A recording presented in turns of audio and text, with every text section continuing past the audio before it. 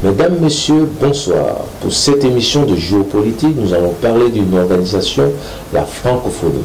Je suis accompagné de notre consultant en maison, M. Toga. M. Toga, bonsoir. Bonsoir et merci une fois de plus de cette invitation qui honore déjà ma personne et pourquoi pas ceux qui nous écoutent. La francophonie est endossée au partage d'une langue commune. S'est transformée peu à peu en outil de coopération multilatérale, d'abord culturelle et éducative, puis politique. En 1960, la première institution intergouvernementale francophone voit le jour avec la conférence des ministres de l'éducation qui regroupait 15 pays, qui traçait les orientations en matière d'éducation et de formation au service du développement. Monsieur Toga, quel est le bilan éducatif, culturel et politique de la francophonie? Ben oui, la francophonie, c'est une organisation qui a maintenant une ascendance internationale et qui a prégnance au niveau de pays qui ont une appartenance linguistique, c'est-à-dire un usage du français. Et maintenant, d'un point de vue éducatif, quel a été son apport, on peut juste voir son accompagnement dans n'est-ce pas, la formation des enseignants au niveau, je prends naturellement du côté de l'Afrique, l'accompagnement de ces enseignants-là, réfléchir en termes d'infrastructure, comment améliorer leurs conditions de travail, l'amélioration déjà de leur process éducatif, et en accompagnement bien sûr avec les politiques mises en place par les différents gouvernements. Mais la francophonie, toujours sur le plan éducatif, essaye, n'est-ce pas, d'apporter un plus en termes de réflexion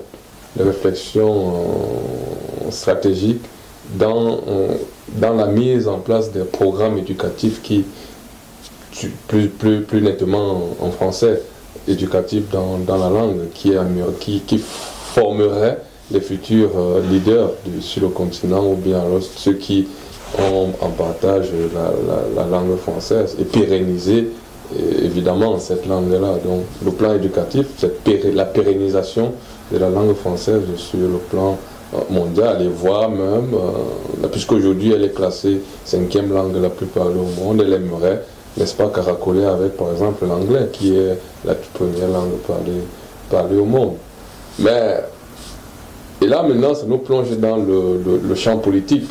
Le champ politique pour montrer que c'est aussi un enjeu politique que l'émergence ou bien la promotion de la langue française est importante. Et ça même aussi un enjeu géopolitique parce que les discours qui sont prononcés sur la scène internationale sont très souvent faits en anglais, soit aussi là par protectionnisme linguistique, j'ai envie de dire. On va voir les présidents s'exprimer dans les langues nationales. On va prendre ici l'exemple du président Poutine qui s'offusque de parler une autre langue que la promotion de sa propre langue qu'est le russe. Vous allez voir le président Biden qui, je ne sais même pas s'il a souvenance qu'il y a une autre langue qui existe en dehors de l'anglais. Et donc vous voyez, c'est que la langue maintenant devient un objet d'émancipation et je dirais même que c'est un moyen d'affirmer son identité sur le plan international et d'affirmer son hégémonie, si on parle en termes géopolitiques. La langue aussi, sur le plan politique, essaie ici de montrer l'affinité qu'on pourrait construire avec les autres et construire un bloc maintenant en termes linguistiques de promotion culturelle et de production même de la culture. Ici, la France, à travers, n'est-ce pas, toutes ces phrases qu'elle a commises dans le monde et a permis naturellement de construire cette langue-là au-delà de ses frontières. Et maintenant, on a cette langue-là en partage, c'est celle-là que je parle parce que j'ai grandi dans cette langue-là, on m'a appris cette langue-là et la francophonie n'est que là pour pérenniser cette langue-là qui voit les autres langues nationales, bien évidemment, mourir de leur propre mort parce qu'aujourd'hui, il y a un décalage entre les cultures nationales qui sont un peu délaissées au bénéfice de la langue française qui est communément partagée par la plupart des populations, tant des 88 pays qui sont à l'intérieur de la francophonie. Et son approche politique, elle est encore vivante ou... Tout à fait. Son approche politique, elle est plus que vivante. Parce que vous voyez, on vous accorde... La langue devient un motif d'accord, d'aide au développement. Donc, parce que vous parlez la langue française, il y a une affinité à vous venir en aide. Par exemple, dans le domaine éducatif, on vient vous aider parce que vous avez juste un partage linguistique avec la métropole, la France, le Canada et tous ces pays-là qui constituent encore la communauté internationale et qui sont à l'intérieur de la francophonie pour la promotion de la langue française et de la culture française, parce que c'est la langue d'abord, c'est l'identité même de l'individu qui se forge dans une société qui, ma foi, aimerait ne pas voir sa propre culture disparaître. Et donc, d'un point de vue politique, c'est encore vivant, et ils aimeraient passer du point de vue politique à un point de vue géopolitique pour que la langue française soit au même titre que la langue anglaise. Parlons de l'avenir de la francophonie. L'immigration via la Méditerranée est un désastre pour des milliers de jeunes.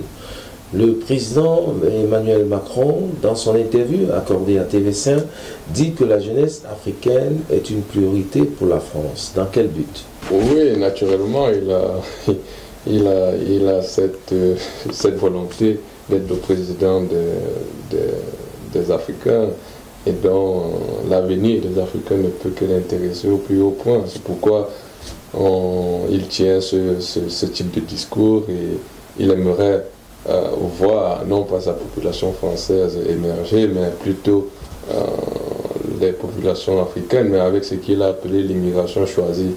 Et cela me permet de me poser la question, est-ce que le président Macron pense au continent africain, ou alors pense en émettant une politique d'immigration choisie, il pense au développement du continent africain, ou alors parce que ça c'est le vol j'appelle ça le vol des connaissances, le vol des personnes, des ressources à même d'apporter un développement sur le continent africain. C'est en cela que leur politique qu'ils mettent en place est en contradiction avec les discours qu'ils tiennent sur le continent africain. Donc, il a à cœur le développement ou alors l'émancipation de l'Africain. Ça me fait rigoler, ce président-là, il me fait rigoler. S'il est vraiment concerné par les questions africaines, je pense qu'il doit se pencher plus vers les questions monétaires qui embrigadent encore l'émancipation même économique du continent. L'émancipation économique a un impact sur le développement social, politique, sociologique, psychologique de l'Africain, parce que aujourd'hui nous sommes portés vers un horizon occidental. Si ce n'est pas occidental, on va se porter vers l'Amérique parce qu'on aspire au développement au même titre que ces grandes puissances-là. Mais nous, ce qu'on connaît depuis que nous avons connu les indépendances, même bien avant, c'est la misère, c'est la souffrance, c'est tout ce qui est mauvais pour l'émancipation de l'esprit, non pas de la chair, mais de l'esprit, c'est-à-dire nourrir son corps avec la documentation, lire, un ventre affamé n'a point d'oreille, on a coutume de dire. Donc, c'est libérer déjà les économies africaines qui pourraient, en cela, ils pourraient beaucoup aider le continent africain et les Africains qui ne se porteraient plus volontaires à une aventure méditerranéenne, mais resteraient dans leur continent pour ne fût-ce que penser au développement comme les Européens font. Je pense que c'est ce qu'ils font parce qu'ils sont à l'abri de ce que Maslow a appelé les besoins psychologiques. Ils ne sont plus à ce stade-là, bien que c'est en train de revenir, mais ils ne sont plus à ce stade-là. Quand nous, Africains, nous sommes encore à penser, est-ce qu'on a, selon les canons qu'ils ont identifiés comme étant la gradation en termes d'autonomie alimentaire, est-ce qu'on n'est pas en insuffisance alimentaire sur le continent africain? Ce sont les standards qu'ils ont définis qui permettent de nous niveler sur le plan international.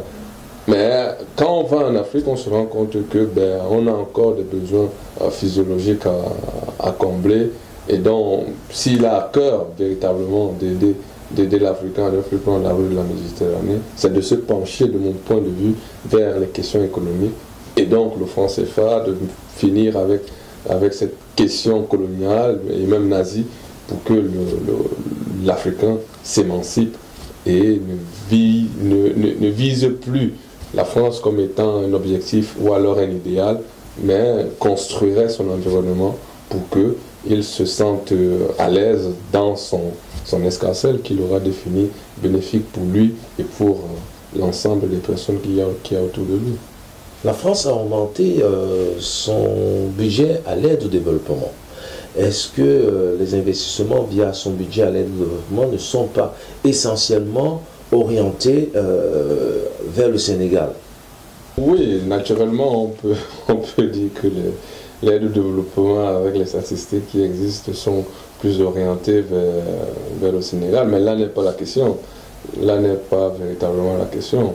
Ce qui est interpellant dans cette posture-là, c'est de regarder l'interrelation qui existe entre les États de la francophonie et de la France par extrapolation. Et si on revient maintenant particulièrement sur le continent africain, quelles sont les relations que les pays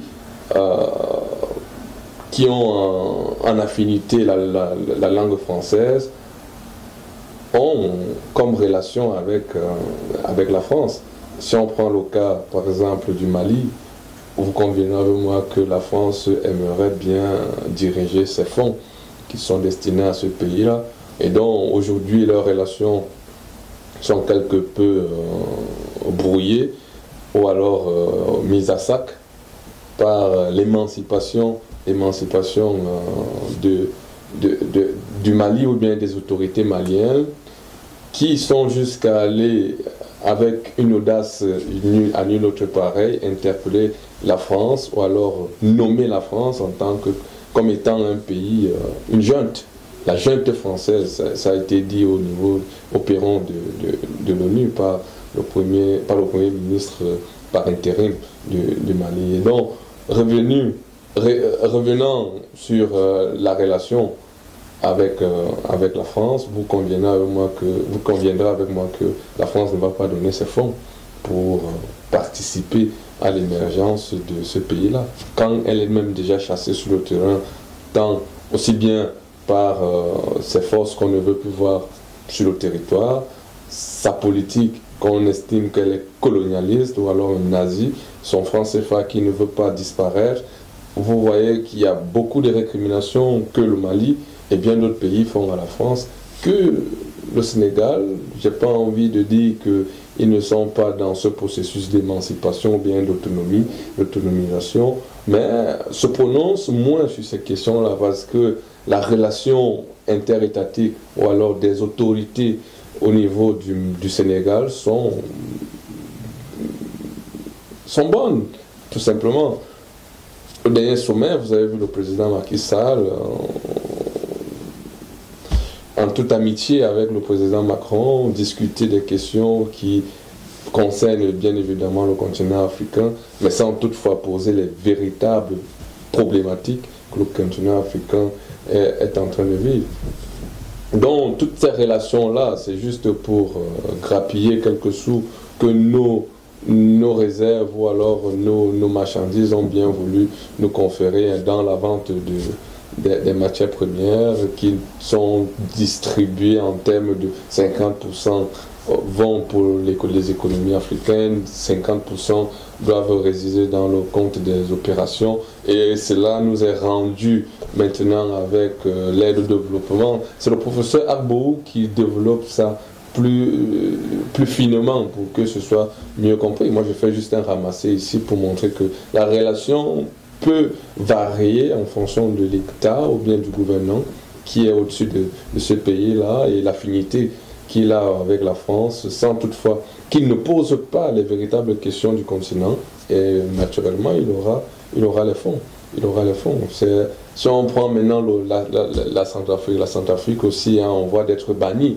Vous voyez, mais si on sort même de la France, l'AGOA que les États-Unis ont mis en aide aux pays africains, vous voyez que dès que vous sortez de cet escarcelle qu'ils ont défini pour vous, ils vous disent, bien, vous ne rentrez plus dans les conditions nécessaires pour bénéficier de cette aide-là. Et donc vous êtes banni, vous êtes mis de côté, vous êtes régné de cette aide-là, ne vous est plus octroyée. Et donc la France, ici, veille aussi à ses intérêts en attribuant ces aides-là, veille aussi à ce que les marchés qui vont aider au développement, comme on dit communément, des pays africains soient conférés à des multinationales françaises sur ces territoires-là.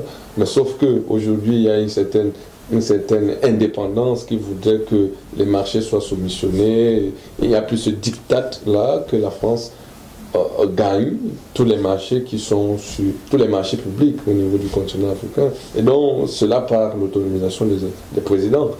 Et donc, la France aujourd'hui, si elle a une acquaintance avec le Sénégal, c'est de bonne guerre. Mais les véritables questions sont ailleurs. Il faut poser les véritables questions pour que le continent, j'ai pas envie de dire noir, s'émancipe, mais je pense que le retard est plus prononcé vers les pays appartenant à cette francophonie-là, du moins les pays africains. La francophonie n'est pas un centre qui donnerait des leçons à la périphérie, d'ici le président Emmanuel Macron. Certains Africains perçoivent la francophonie comme étant une branche impérialiste chapeautée par la France. Est-ce que c'est une réalité, M. Thomas? Je me rangerai déjà vers cette acception qui consiste à dire que la francophonie est une organisation qui fait la promotion ou bien alors qui est dans la continuation de l'impérialisme. Et pourquoi il faille ici que je m'explique, sinon on dirait que je n'ai pas les éléments nécessaires pour étayer mon propos.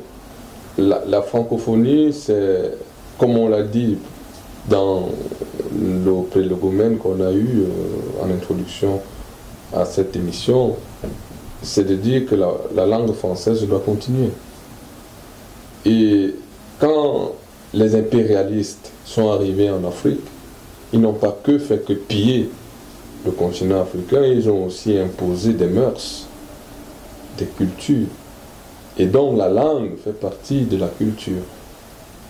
Donc la langue a été imposée sur le continent comme étant un élément impérialiste, parce qu'ils ont trouvé nécessairement les cultures africaines sur le territoire, mais en ayant la force ou alors l'esprit de domination qui les animait à ce moment-là, et bien en continuation jusqu'à nos jours, ils continuent de bien vouloir nous imposer une culture qui est loin d'être la nôtre.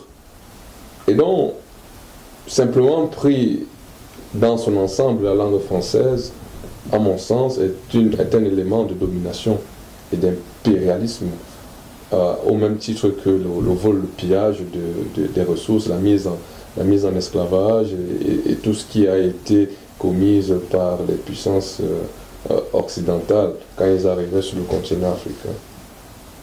Vous avez les grands défenseurs de cette politique-là, les Jules Ferry. Il y a un éminent économiste qui a travaillé sur la question coloniale, qui était véritablement pour la colonisation au niveau de la France. Il a travaillé sur ces questions-là pour montrer en quoi on doit venir nous civiliser. La civilisation nous a sauté le continent africain. Vous avez les travaux des économistes occidentaux, alors des sociologues, tous ces parterres d'intellectuels-là qui sont venus nous démontrer qu'ils ont découvert l'Afrique. Et quand vous parlez de découverte, vous venez avec un esprit de domination pour montrer que vous, la civilisation, vraiment, ça vous a sauté. Et donc, nous venons vers vous pour vous montrer comment est-ce que la civilisation se passe, comment est-ce que vous devez vous comporter dans la société qui, de leur point de vue, est moderne. Et donc, nous, en Afrique, on n'avait pas connu la modernité. Mais rendu à ce jour, on se rend bien compte quand on parcourt les archives que la modernité n'a que pour fondement l'usage de la force, l'usage de la puissance militaire pour asservir les peuples africains. Et donc la langue ici est un élément, parce que si on communique, il faut bien qu'on se comprenne. Sinon, et c'est en cela que je pense même que à ce moment-là, le seul moyen de faire connaître leur volonté, c'était juste l'usage de la force, parce qu'il n'y avait pas une communication, du moins j'estime, qui leur permettait de faire valoir leur désir, leur bon vouloir sur le continent, et qu'ils seraient compris. Et donc ils utilisaient le troc, les trucs comme ça pour amadouer les peuples, et quand ça ne se passait pas, c'était directement l'usage de la force. Et donc l'impérialisme continue avec cette histoire de français. Et je pense bien que le président Macron, s'il arrive aujourd'hui dans une émission au niveau de TV5, vos confrères là, il estime que nous devons oublier tout ce que je viens de raconter là, parce que on n'a pas connu ça, et donc on doit simplement passer outre ces récriminations qu'on fait à la France. Pourtant c'est des faits. Et cela me permet de mettre ici en lumière une fois de plus la question du franc CFA. On n'a pas connu nécessairement l'implémentation du franc CFA, les mécanismes de fonctionnement du franc CFA. Mais ça fait 70 ans aujourd'hui, moi j'en ai que quelques, je suis dans la trentaine. Et comment est-ce que moi je continue à utiliser le franc CFA s'il me demande moi d'oublier l'existence ou bien la continuation de l'impérialisme par les différents organismes qui ont mis en place la francophonie. Le franc CFA, ça continue d'exister. Ça existe peut-être même bien avant la francophonie. Pourquoi ces questions-là n'intéressent pas le président français qui, ma foi, mise sur la table, aiderait les pays africains à penser une véritable économie, à penser... C'est dans une de nos émissions que j'essayais de montrer que nous n'avons pas une politique économique. Nous avons l'économie politique, mais pas une politique économique, parce qu'il faudrait déjà avoir sa monnaie pour penser stratégie économique, penser même déjà la politique économique que les gouvernements vont essayer de mettre en place. Mais nous sommes juste des banques de relais monétaires. On fabrique la monnaie dans un autre pays, on vous dit, bon, le taux directeur, ça sera ça, mais vous allez juste veiller à ce que la circulation monétaire soit bien régulée, que les pièces soient sur le marché. Si ça ne va pas, vous commandez, on va... Donc, nous ne sommes que là pour faire ce type de boulot-là. On n'a pas des économistes qui ont pensé l'économie au même titre que les pays occidentaux. Et donc, en quoi est-ce que moi, je dois oublier que l'impérialisme continue, tel que le président Macron essaye de me faire comprendre. Moi, je suis au regret de lui annoncer que non, le franc CFA est un élément qui me permet de fonder mon analyse et de dire que l'impérialisme continue et qu'il est un président impérialiste, par exemple. Et donc, si j'arrive à dire cela, c'est non pas pour évacuer les récriminations que j'ai faites, et que lui aussi aimerait évacuer ces récriminations-là et se présenter en saint blanc, parce qu'il n'a pas connu la colonisation. Ce sont ses ancêtres, il a dit, qui ont posé ces actes-là, et donc lui, il est exempt de tout cela, mais il est dans la continuation de la politique impérialiste et coloniale que ces Jules Ferry ont bien eu à mettre sur le continent africain à travers le franc CFA. Le franc CFA, c'est avec De Gaulle. Et De Gaulle, il est vénéré au niveau de la France. Et donc, toutes ces questions-là permettent à un esprit éclairé de remettre en cause les propos que le président Macron a eu à tenir sur la télévision TV5 Monde, et devant, une fois de plus, un journaliste africain qui n'a pas eu le courage, sans toutefois juger sa profession, de lui rappeler que ça continue, malgré sa bonne volonté de se présenter en saint. L'impérialisme continue et ça continuera tant qu'on ne se mettra pas en ordre de bataille pour goûter au état de nuit les velléités impérialistes ou alors de soumission que les Occidentaux maintenant en général ont eu à penser pour l'accaparement des richesses africaines. Tout ça mis ensemble, c'est pour montrer encore la domination que nous devons subir quand on a une personne qui peut venir nous aider. Donc on doit se départir de cette aide-là et dire aux grands maîtres, aux suzerains, comme on les a appelés dans le discours du président Poutine, que non, on est avec vous, on croise les mains, on dit on vous suit. Non, 1960 c'est derrière nous. Il a bien dit qu'on doit oublier le passé et qu'il nous laisse penser notre avenir sans toutefois nous imposer une route à suivre. Donc le président Macron doit rester à l'Élysée et penser les blessures des Français qui aujourd'hui connaissent des difficultés. Nous, en Afrique, on connaît nos difficultés. Je pense qu'on a la science nécessaire pour solutionner nos problèmes. C'est un peu de façon ramassée le cri. C'est un cri que je porte comme ça à l'opinion pour qu'on essaye de réfléchir si les propos tenus par le président Macron doivent encore être tenus à l'heure actuelle, quand nous avons fait les études comme nous les avons fait. On n'est plus des accompagnateurs, nous pensons aussi. Donc la pensée du président Touadéra reste une pensée évolutive pour l'Afrique, et notamment pour la SCA. Tout à fait. C'est une pensée qui choque même déjà l'idéologie, les pensées, j'ai envie de dire, au niveau local, c'est-à-dire du Centrafricain. Comment est-ce que le président Touadéra a osé dire non à la France, a osé inviter un nouveau chien de garde sur le territoire qui semblait conquis par l'impérialiste français? Prenez l'évolution de la Centrafrique, ce n'est que les coups d'État, c'est la France derrière, c'est la France, toujours la France. Donc c'était son marchepied, elle faisait ce qu'elle voulait dans ce territoire-là. Et la venue du président Touadéra a toujours été vue comme étant une menace pour les intérêts français dans ce territoire-là. Et donc s'il affiche ouvertement sa volonté de voir son pays sortir de 50 ans de coup d'État et 50 ans de misère, 50 ans de domination française sans toutefois voir les fruits de la coopération. Vous me permettrez de faire cette bifurcation et de revenir par exemple sur la francophonie, puisque c'est le questionnement aujourd'hui. Vous voyez, la francophonie existe.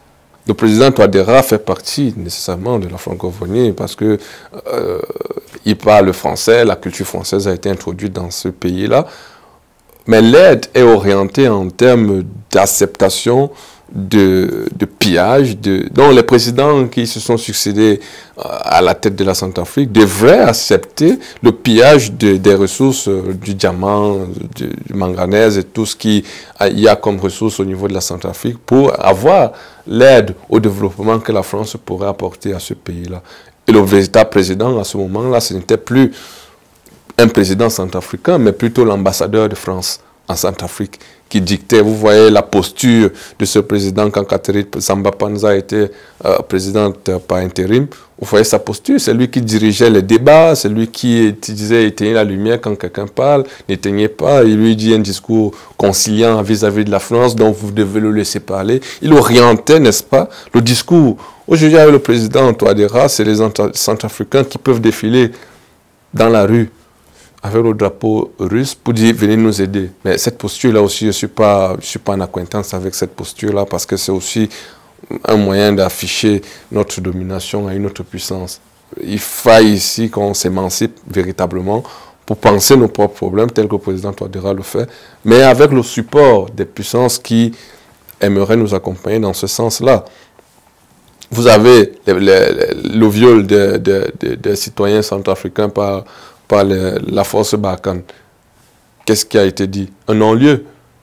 un non-lieu. Pourtant, le président Touadéra aimerait qu'il y ait justice par rapport à cela. Ses concitoyens ont été martyrisés par cette pratique d'un autre genre.